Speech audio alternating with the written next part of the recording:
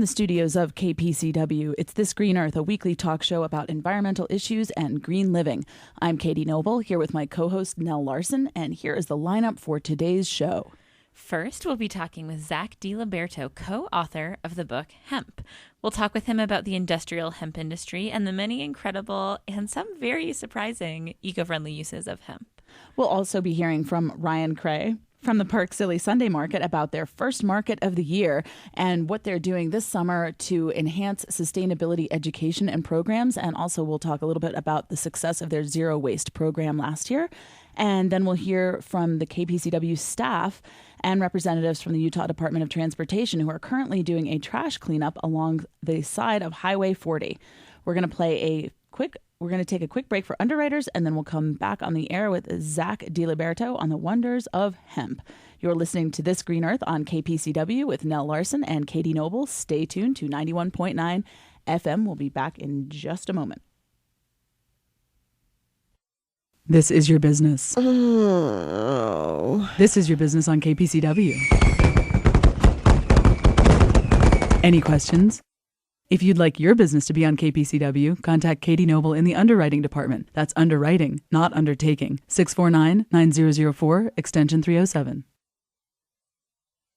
Wait, Don't Tell Me is a pretty tough quiz about the week's news. In fact, it's so tough that it drove Leonard Nimoy, Mr. Spock himself, to distraction. This shouldn't be Wait, Don't Tell Me. This should be Come On, Give Me a Break. I know.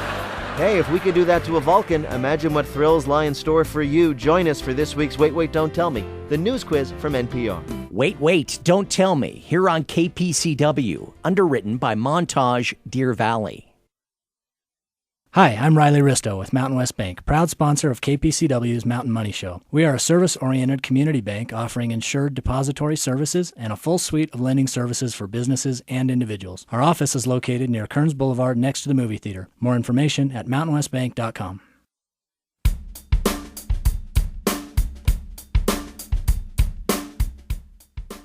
Welcome back to This Green Earth. I'm Nell Larson here with co-host Katie Noble, and on the phone with us is Zack DiLiberto. Zack is an actor, musician, and freelance writer living in Los Angeles, California, and he is also the co-author of the book Hemp with Nina Martino. Today, he'll talk to us about the industrial hemp industry and the many incredible eco-friendly properties and uses of hemp. Zack, welcome to the show. Good morning. Thank you. So first, tell us a little bit about your background and how you got so interested in hemp. Well, my co-author Nini and I had some friends that were activists out in Florida, and they introduced us to the subject, and we started researching it, and we were really astonished with the discoveries just about, that hemp was at one time a staple crop in the United States, how and why it was made illegal, and just how many amazing uses it has. Industrial, the fact that, flags and rope and paper and all that were made out of hemp for so long, and then the industry... Uh-oh. Oh, I think we just dropped Zack DiLiberto. That's weird. Maybe he hung up on us. He'd had enough. Yes, he was like, okay, that was a long enough interview. We're going to take a quick break for underwriters. We'll be back with Zack DiLiberto, and he'll be talking all about hemp. Stay tuned to This Green Earth.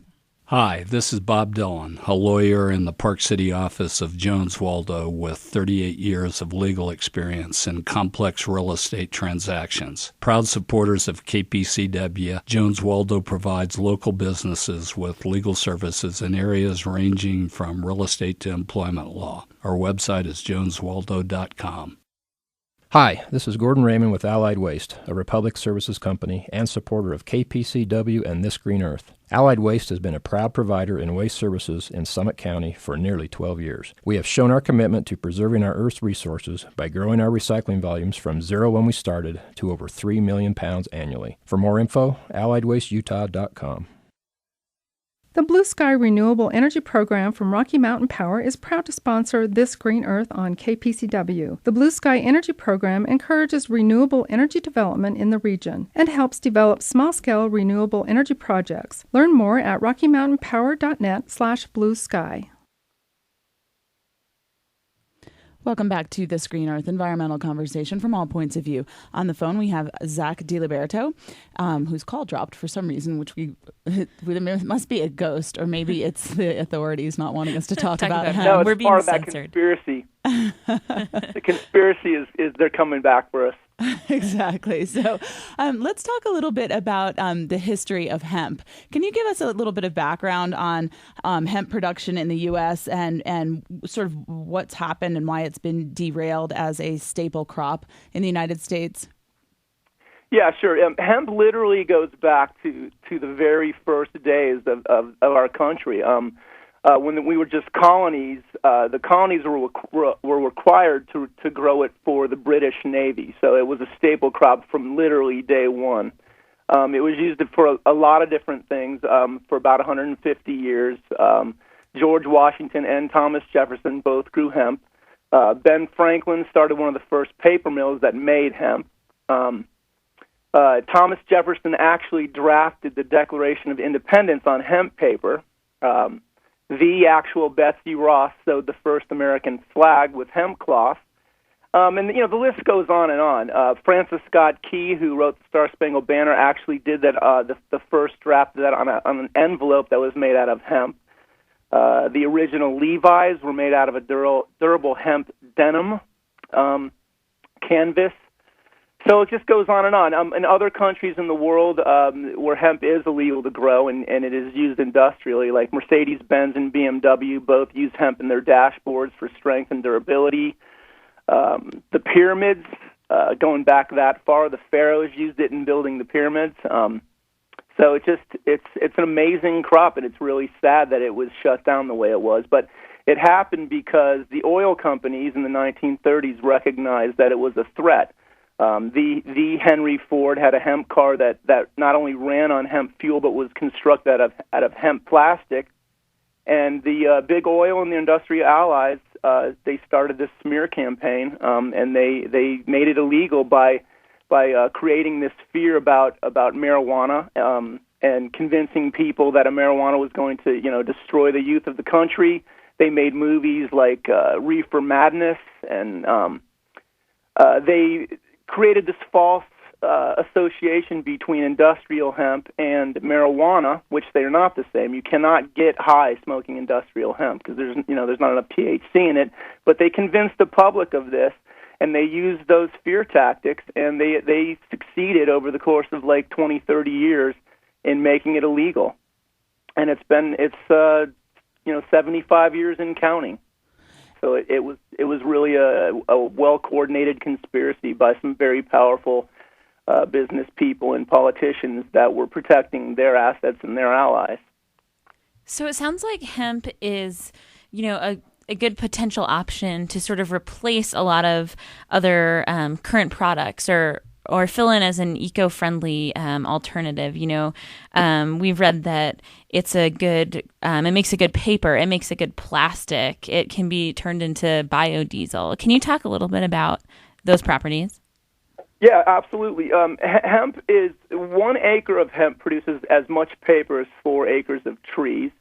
50% of the world's pesticides are used, for instance, to grow cotton, and hemp can be grown naturally. So whereas like other crops have to use all kinds of pesticides, which are very damaging to the environment, hemp doesn't. To produce hemp paper, it doesn't require as much harmful chemicals to what's called cook it. So it's great for that. Like I said, can be used to make hemp oil.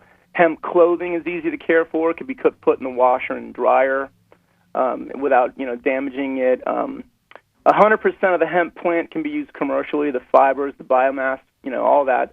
Every part of the hemp plant is usable. The seed, the pulp. So it's really a remarkable crop. And it really needs to come back, and so we're really hoping that this book will increase awareness so that can happen.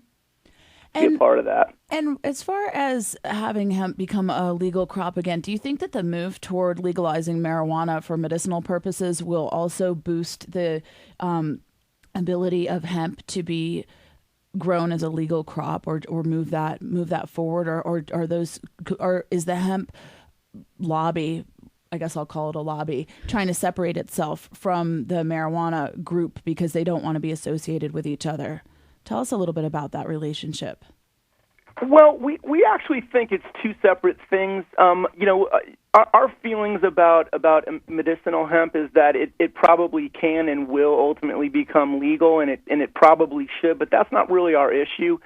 And we don't really want to be associated with that, because if we allow the discussion to turn into the legalization of marijuana, then we have to fight that battle on those terms, and they're really not the same thing, So I guess the answer is yes and no. It would help ultimately if marijuana was made legal again, but really it doesn't have to happen that way. I think what we need to have happen is just there has to be greater awareness. We need to push this towards a tipping point where so many people are aware of how amazing this crop is and how it can help us out of our current energy struggles and all this stuff.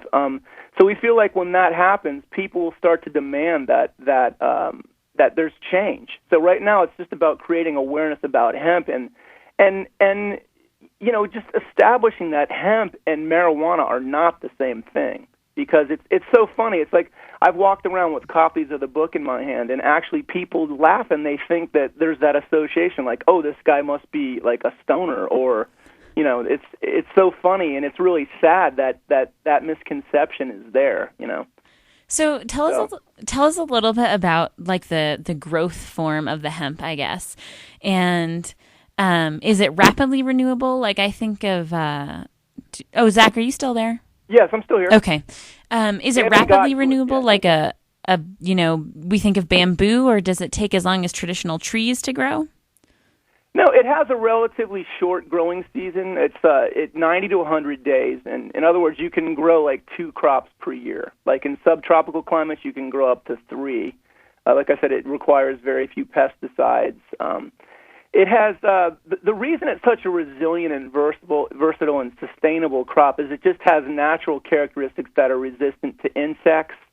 It has a great root system. It goes very deep. It's excellent for the soil. It prevents erosion. And the cycle is really quite extraordinary. The leaves are when the leaves dry, they return to the earth and they re-nourish the soil. So it's really just a miracle crop.